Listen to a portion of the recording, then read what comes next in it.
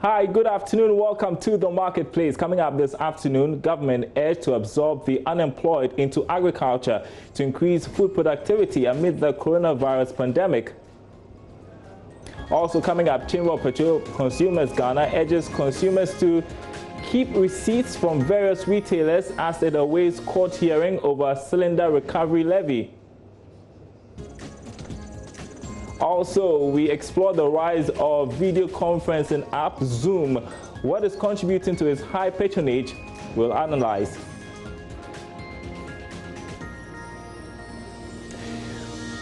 Thanks for being with us this afternoon. We've got details right after this break.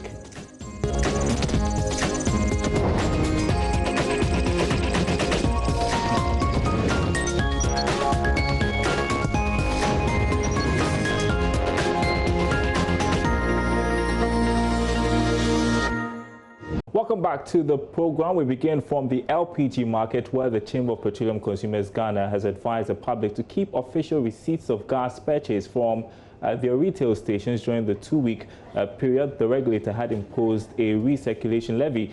This, the Chamber believes, will help consumers to collect a refund in the event that the MPA is asked to refund the 13.5 pesewa levy imposed on the commodity.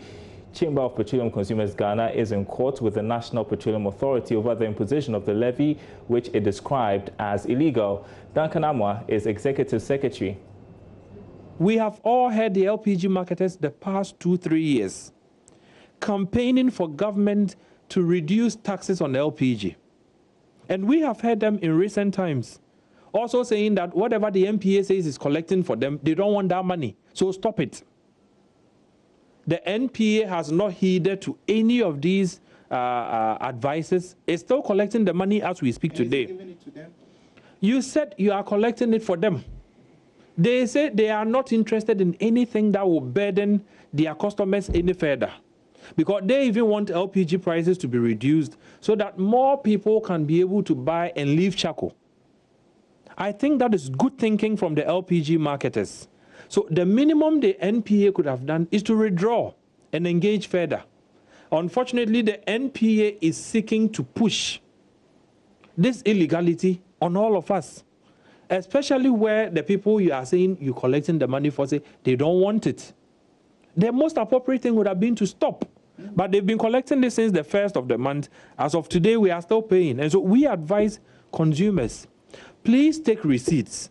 The suit that we have sent to NPA is seeking, among other reliefs, also compensation for customers who may have been illegally charged as a result of the NPA directive. So take a receipt so that when the court finally makes a determination that the NPA was right or wrong, if there are any compensations due, people can get their fair share of that compensation.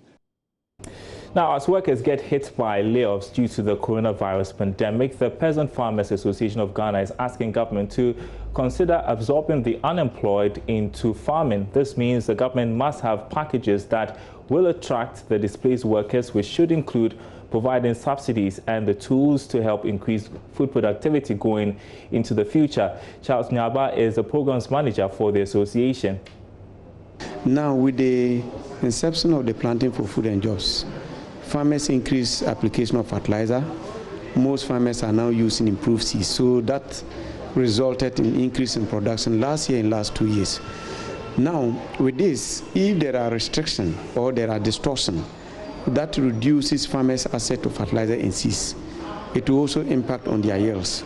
Now, if for one reason or the other, some farmers are not able to go into farm and to expand their farm sizes, and we still have to rely on the sizes that we've been cultivating over the years without yields increase, it means that it also increases the productivity. So for us to be able to increase productivity, what we need to do is to come in with measures that will increase farmers' technology adoption. If I talk of technology adoption, planting on time, using improved seeds, appropriate application of fertilizer, all that will increase their yields. We should also be thinking of how can we absorb displaced labor from sectors that the lockdown affected. such as hotels, such as the banking sector. We have a lot of youth who are unemployed, they don't know where to go. If there is incentive package that will absorb these people to go into farming, it means that our farmer population and the size of our land sizes will increase. So by the end of the day, we are able to increase our productivity. That's one area. Let's enter the tech space next and talk about video conferencing app Zoom, which has become popular in this era of the coronavirus pandemic. Now, Zoom has said it will release an improved version of its hugely popular video conferencing app this week. It comes after issues with the company's data security and privacy measures have come under intense scrutiny. The firm says Zoom 5.0 will include upgraded encryption features to help protect data and fend off so-called Zoom bombing.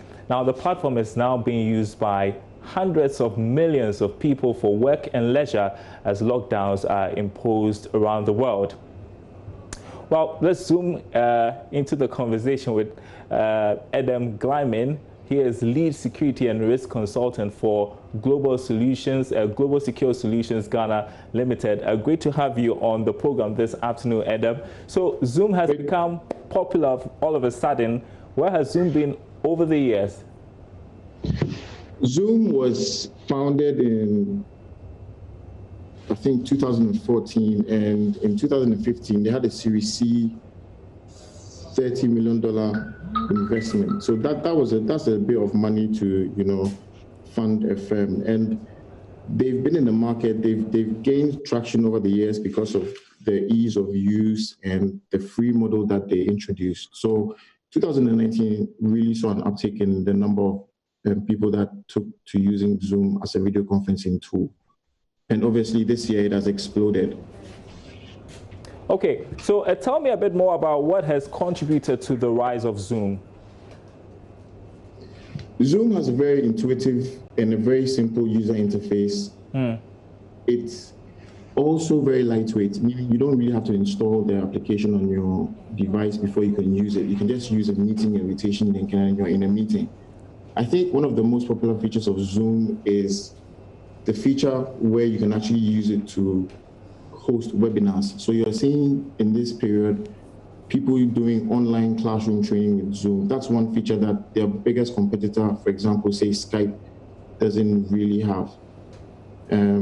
You are also able to record these sessions to play back, and it's a very useful tool that companies use for marketing and interacting with their clients, especially in an age where you and I know that entrepreneurship is really something that is becoming very, very big out there. So you have all these people leveraging these free facilities, and they love it. Okay, and we talk about competition, we talk about Skype. Zoom is giving others a run for their money. So how is the competition looking like? Right now, Zoom has the biggest market share. Actually, from a stock investor point of view, Zoom is actually the cloud app that you'd want to invest in if you have that kind of money. They're doing very well on the stock exchange in terms of the value of their share price. They're really giving everyone else a run for their money. I think a few years ago, Skype was doing about 40 million users a month, okay? Today, Zoom is doing about 300 million users a day. That can tell you how Zoom has really come and taking over the market share. Okay, and so there are concerns about security that have come up. Tell us about that. Yes, so you're right. Last year in October, there were 2 vulnerabilities that were discovered for Zoom and for WebEx. So these are vulnerabilities that should have been fixed by now. Zoom didn't really have the best security structure in place, which is typical of a fast-growing company. They have, however, taken ownership and have come up with a 90-day plan to fix these vulnerabilities. And the upgrade to the version 5, like you're saying, is part of that improvement. Unfortunately, in the midst of the crisis, we've seen that hackers were able to get some number of Zoom user accounts and usernames which were out there on the web. You had a case in Massachusetts where a classroom training was interrupted by a prank individual who was able to gain unauthorized access into a classroom and actually expose the home address of the teacher in that session. It's quite serious because the vulnerabilities would have given a remote attacker or somebody the chance to remotely exploit your machine that was running a Zoom app. Right. So you have what happened was you had these vulnerabilities on Microsoft Windows and Mac OS platforms. Mac OS already released an update to fix that, and I think for Windows users, it's best to use your password-protected meetings and update to the latest versions.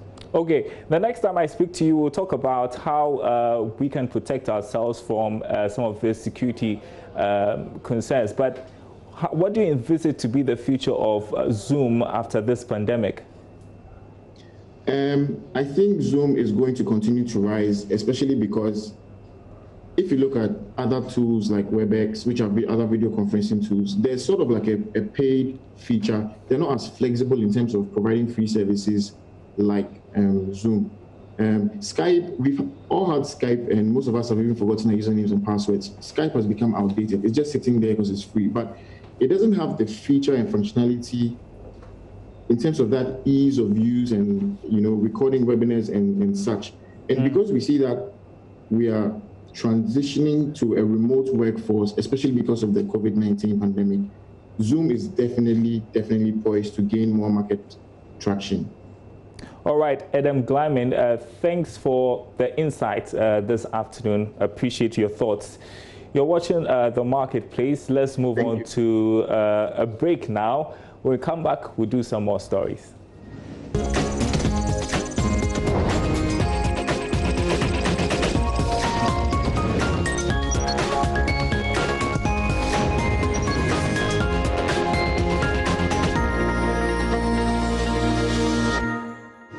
Welcome back to The Marketplace. Chief Executive Officer of Food Processing Company, Kedan Limited, Eric Dankwa-Kisieh, is advocating collaboration between the company and government, as well as other institutions and relief agencies. He says this would enable his company increase food production to meet local demand. Mr. Kisieh is also asking government to offtake his company's food products to feed frontline workers in the fight against coronavirus. Aboagye's correspondent, Rafiq Salam, has been touring the factory and brings us this report. The dream of 43-year-old Eric Dankwa-Kisieh has been to be an entrepreneur. Though from a poor background, it didn't deter him. After his first degree at the University of Cape Coast School of Agriculture, where he offered BSc Agric, he wanted to pursue master's program outside the country to enable him to be well-grounded in his entrepreneurial plans on his return. He however hit a snag. After writing, I passed, I got the admission, but the bank statement to support me to even go and get visa was a problem. So there, that dream of even going to do a master's outside went off. So I had to stay back and then make sure that I made it. I told myself I will make it.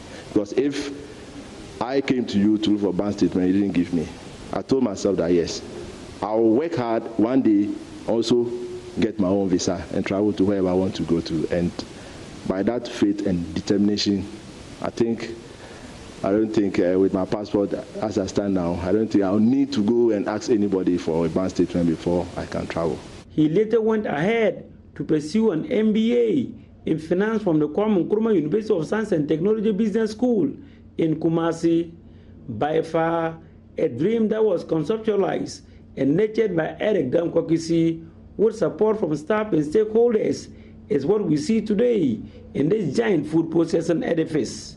The food processing factory is strategically sited in the Sisale Enclave in the Upper West region, which is known to be the hub of maize farming in Ghana and has close proximity to neighboring Burkina Faso, and therefore enables the latter to cash in on their food products.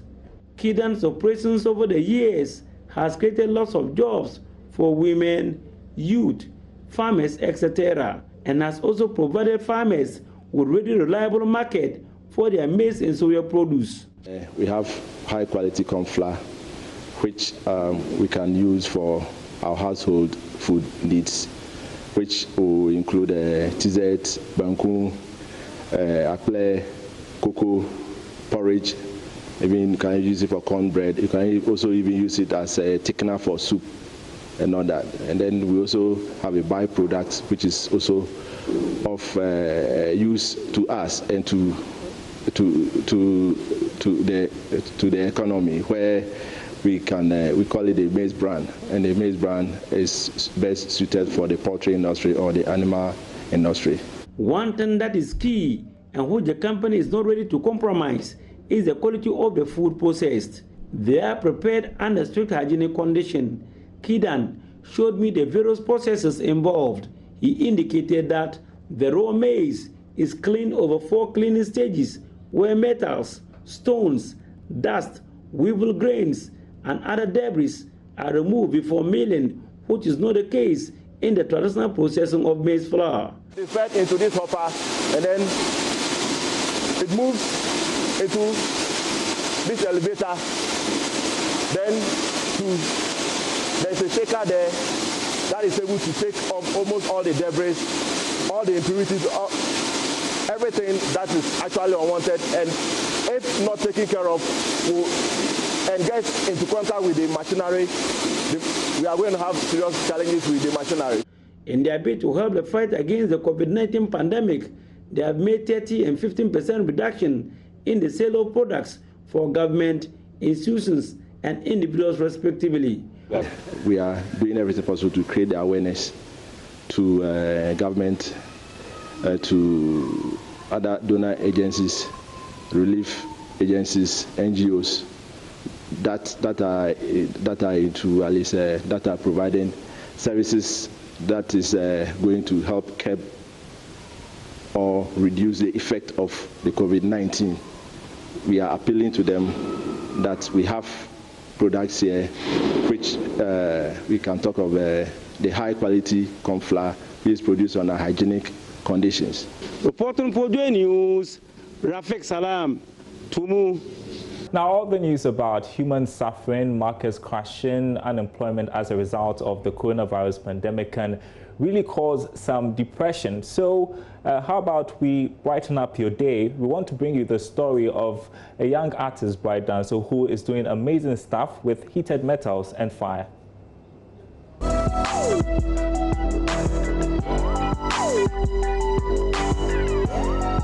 Love it. Hello, Joy Businessman. My name is Ken Amenoface, and you're welcome to my mini studio. Designing with fire? That sounded pretty out of the ordinary when I heard about Ken Amenoface. Oh, that's pseudonym for Bright Danso, a final year student of Takoradi Technical University. He's an artist who specializes in pyrography, freehand art of decorating wood or other materials with burn marks, and Lichtenberg art, the art of creating tree-like patterns by the passage of high-voltage electrical discharges. I'm going to produce a Lichtenberg fractal imagery stool, which signifies the pains, the struggles, and the length of days our parents take to bring us up as kids. This is my baking soda and water. First of all, I paint the surface of the stool with the baking soda and water.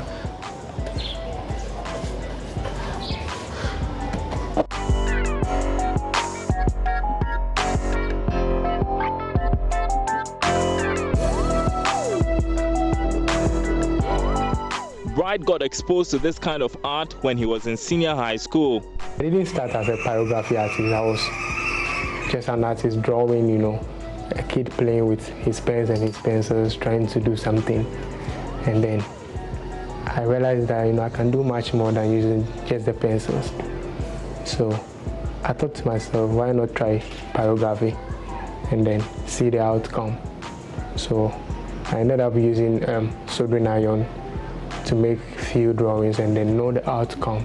So after the few drawings made from the soldering iron, I went online and I started searching some of the various tools that I can use to enhance my work. Don't be deceived. This is not just burning wood surfaces.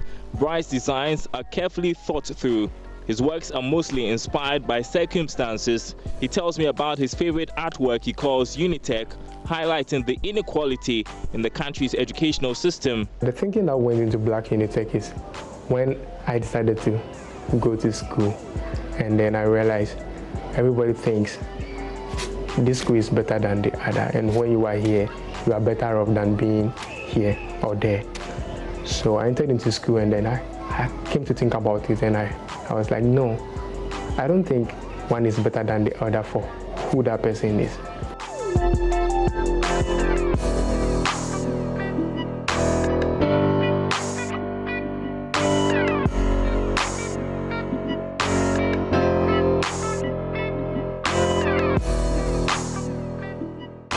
Bright's artworks, no surprise, have generated a lot of interest. He has been commissioned several times to produce his Pyro-Lichtenberg art pieces, costing at least 450 Ghana cedis, that's $80 or even more. Sometimes it's not really about even the piece that I sold, but the fact that an art piece that I produce is able to make somebody smile, or is able to put a lot of love in the eyes of someone. Some people see my art piece and they feel like, wow, they see the power of God around, because it's overwhelming and it looks like this is God. That feeling, that is what excites Bright as he builds a career as a Pyro-Lichtenberg artist. There are not so many such artists in Ghana at the moment, and the prospects are bright, but there are hurdles. Trying to network yourself as an artist is not an easy thing. To get people to purchase the stuff that you are buying, marketing, and then all the other stuff are a big challenge.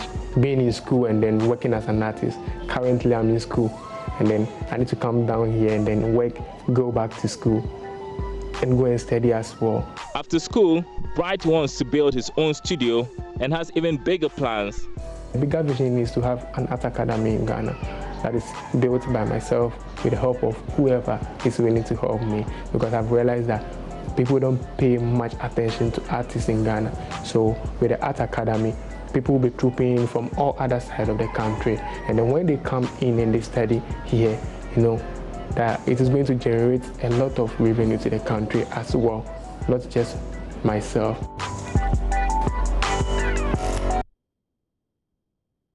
Certainly something to smile about. That's the marketplace at this afternoon. More news on our website, myjoyonline.com/business. Thanks for watching.